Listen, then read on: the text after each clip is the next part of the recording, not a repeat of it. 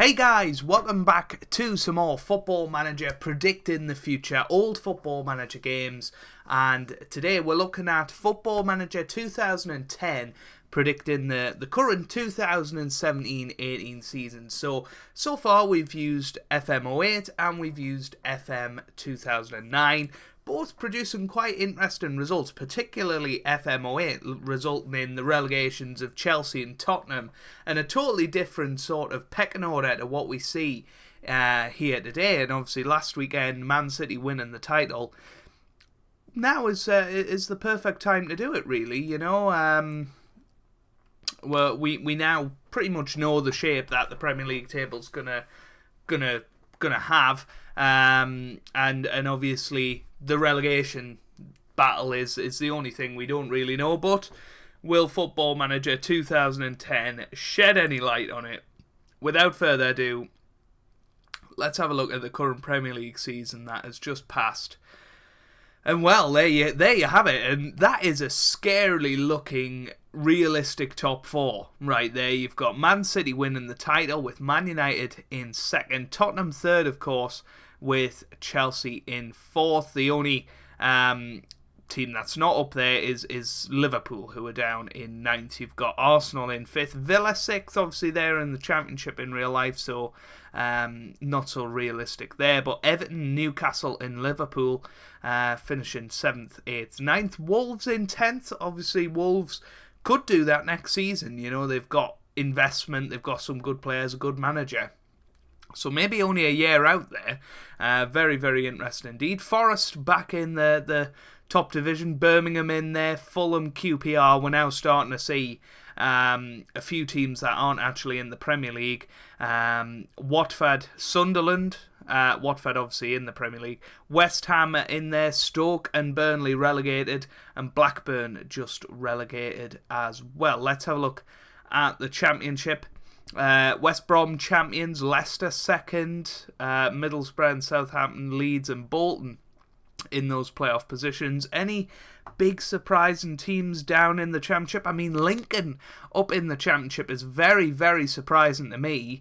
You know, unless you're Tom FM, I don't think this will be happening anytime soon. How do we look at their league positions? So they started in League 2, they got promoted straight up into League 1. They've spent a few years in the Championship, but fourth in the Championship in a recent season. They were almost in the Premier League. That is pretty crazy. So yeah, trying to use old manager interfaces, old Football Manager interfaces are very, very difficult.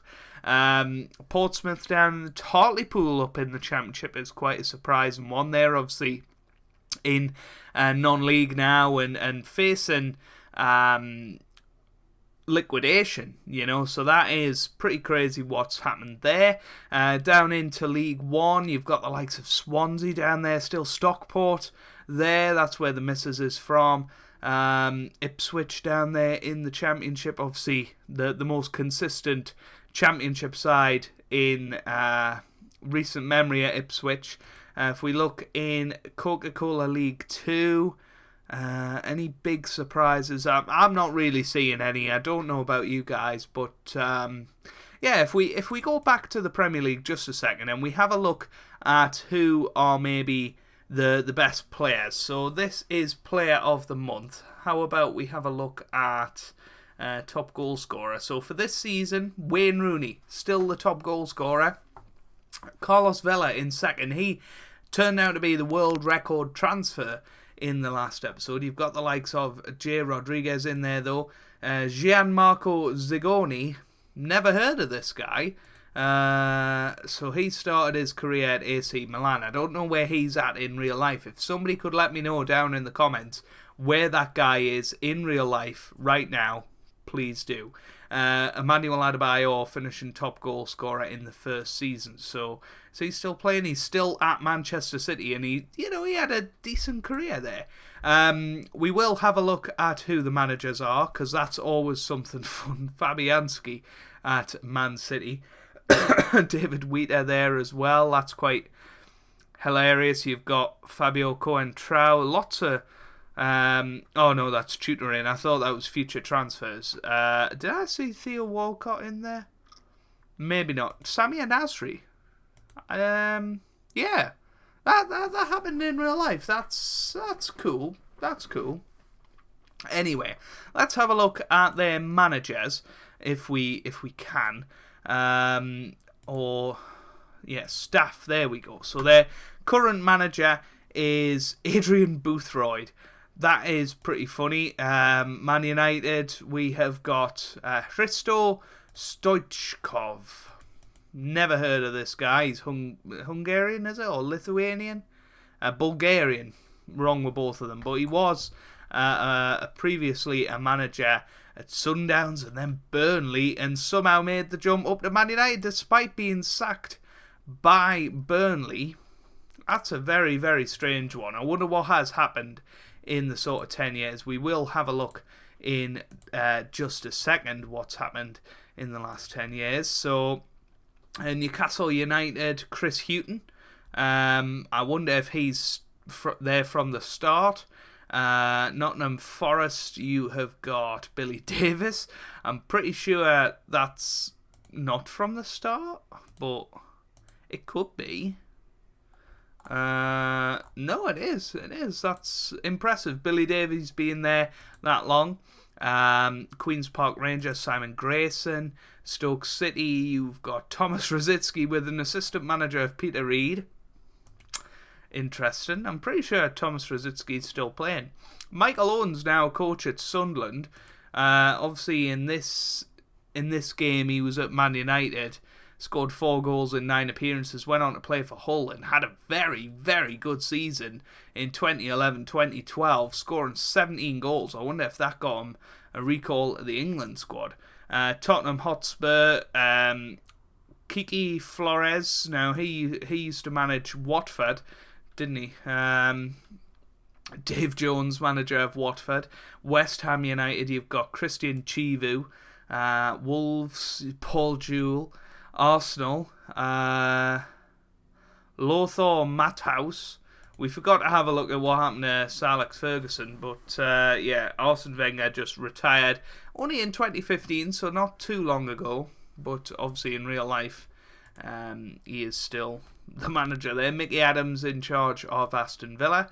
Birmingham, Dave Penny. Blackburn, Chris Hutchins. Burnley, John O'Shea. And Chelsea, Thomas Schaff. Ray Wilkins, rest in peace. He's still the assistant manager there. Everton, Steve Coppell with an assistant manager of Terry Connor. Fulham, Alex McLeish. And Liverpool, Stanley Menzo. Who on earth is this guy? I mean, he was manager of Stoke at one point, not in real life. Don't really know who he is, but some of you guys might know him. But, yeah, Stanley Menzo. So, yeah, let's have a look at what's happened over the 10 years of the Premier League. It is clunky to do it in Football Manager, but Arsenal, as we keep finding, won the first Premier League title. No real surprises there. 2010-11, Chelsea winning it. No surprises in that one either.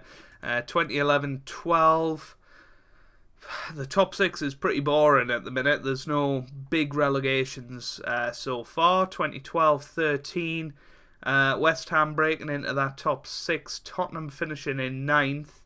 And Man City finishing 7th. I guess they're the surprises there. 2013-14, you have got the pretty similar top 6 to now. So it looks like FM08 is the only one that sort of threw the anomaly in there. Obviously the match engine changed in 2009, and I wonder if that has had anything to do with it. We will see next time out with FM11, and obviously if it's still top 6s, then it's getting less interesting, isn't it? But Arsenal winning a few titles. Aston Villa up there, as they were, they finished 2nd that season. Goodness me. That is pretty close. That's probably the biggest shock we've had, is Aston Villa finishing second. That's the biggest one so far. Anyway, we'll have a look at France, Ligue 1, AS Monaco actually winning it. No real big surprises in there. This is before the time of the money in Paris Saint-Germain, or at Paris Saint-Germain. Schalke winning the title there. If we have a look at the past winners, pretty standard really. Bayern pretty much dominating. Shall we have a look at France's past winners and see if PSG won it? No. I mean, Lyon have been utterly dominant there. Let's have a look at Italy now and see what's happened there. Look like Roma. Yeah, Roma's won the most recent one. And Genoa winning 4 of 5 and finishing in the top 2 6 years in a row. What has happened here? Have they been took over by some sort of tycoon? I can't really tell. But if we have a look at the transfers, they're certainly not spending that much, actually. Rakitic from Sunderland. Oh, goodness me, Rakitic used to play for Sunderland. That's pretty crazy. That's crazy. But how different players' career turn out. I mean, in FM09, Messi went to Arsenal, and Cristiano Ronaldo stayed at Man United all his career. So these things can happen. Let's have a look at Scotland. It looks pretty much old firm domination, as you would expect. And Spain, probably Real Madrid and Barcelona. Interestingly, Atletico Madrid did win it 1 year, just as they did in real life. So, next thing to look at is maybe if sort of Messi's still... yes, he is still there. Loic Remy's there as well. But let's have a look at Lionel Messi's career. Now, he has been good, but he's not been as good as he has been in real life. If we go back once again and we go to Real Madrid, for example, Cristiano Ronaldo is, of course, there. And he's done very well, but not as well as he has done in real life. So maybe it's not in Football Manager's sort of coding to see players scoring sort of 40, 50 goals a season. But England won the 2010 World Cup again. This is what happened in FM09. And Paraguay finishing runners-up. Goodness me. England finishing third place there. Let's see who they've had as managers. So they sacked Fabio Capello in 2012. Stuart Pearce got managed. Alan Shearer is the England manager. What has happened here? So he only actually managed Newcastle in his career, and all of a sudden became England manager. He's finished third in the World Cup. That's good, I guess. But that's pretty fantastic. That is a thing. So France are the world champions, who have won the European Championships. If we look at the past winners, Serbia the most recent winners, with Russia winning it in 2012. So a couple of surprises there. Who's got the 2018 World Cup? Mexico. Didn't happen. It was Russia. You know, it should have been England. We all know it should have been England. Anyway, let's have a look at transfers. And then we'll have a little look at Ballon d'Ors and stuff. So who is the leading transfer? How do you do this again? Leading transfers. There we go. So 42.5 million is the world record transfer. Pretty different to what we have now, isn't it? Andre Ayew from Marseille to Inter Milan. Man City have had a couple of big signings in Higuain and Juan Manuel Vargas. Jonjo Shelvey from Juventus to Arsenal, 32.5 million. Mesut Ozil as well. Rakitic is up there. Serge Aurier, Luka Modric, who actually went, funnily enough, from Tottenham to Real Madrid. Funny how these things work, isn't it? Moussa Sissoko from Toulouse to Genoa. Douglas Costa in there. You know, Loic Remy to Barcelona. But nothing like the the sort of transfers we see nowadays. So Ballon d'Or, my word, Messi has won 10 Ballon d'Ors in a row. I'm pretty sure that is, isn't it? Or is it 9? Yeah, 9 in a row. What? I mean, Aguero as well for Atletico Madrid. Did he ever move anywhere? Ribery finishing third. Maybe use the keyboard for this. Fabregas and Zlatan. You've got Fabregas and Ronaldo runners up there. So these guys getting so close. Aguero again there, and Kaka at the age of 31. Kaka finishing second at the age of 32, ahead of Cristiano Ronaldo. Ronaldo finishing second, Kaka finishing third. So Real Madrid must have had a really good period here, but not good enough to beat Lionel Messi. Ronaldo finishing second, Aguero third. So it's been pretty much a stranglehold between Fabregas, Kaka, Aguero and Ronaldo for the runners-up spots. He's become an absolute legend at Atletico Madrid, which is pretty crazy. Let's just have a look at managers. I don't know exactly what this will show us, but the only world-class reputationed manager is Carlo Ancelotti, who doesn't have a team at the minute. I'm assuming he's just been sacked by Italy, maybe. Yeah, he was sacked by Italy, managed Man City, but he'd been at Chelsea for quite a few years before that. Let's have a look at the Champions League. We haven't done that yet. So Europe, Champions Cup.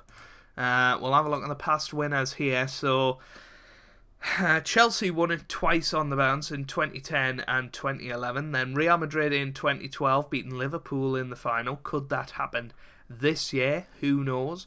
Barcelona beating Man United. Genoa won the Champions League in 2014. And Real Madrid 15 and 16. Arsenal in 2017 with Lazio winning it this year. That's pretty cool.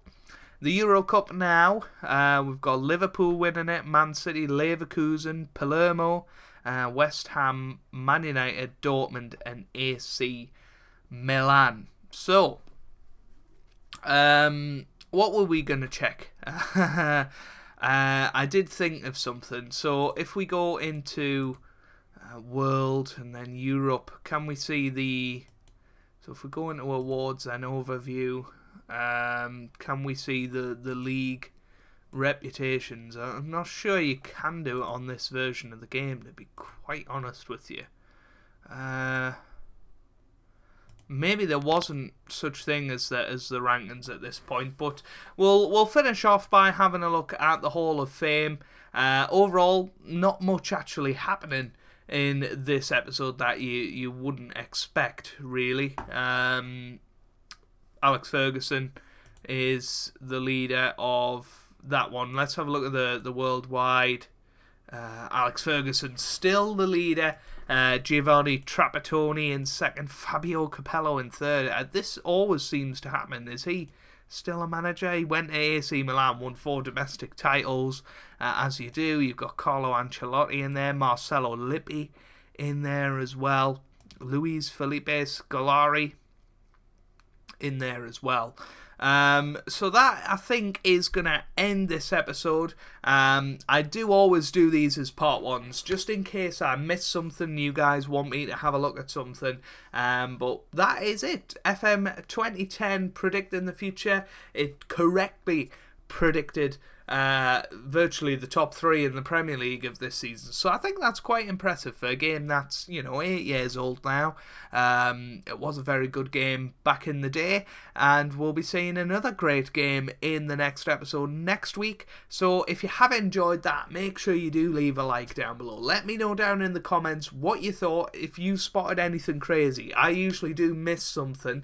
And you guys are eagle-eyed, probably looking in different parts of the screen to me. So yeah, please let me know what you see, and what do you think FM 11 will predict. Obviously, as we get closer and closer to 2018, it's going to predict closer and closer to what this year's Premier League looks like. But still, 8 years ago, 7 years ago, you know, there's going to be a lot different to what we've had this year.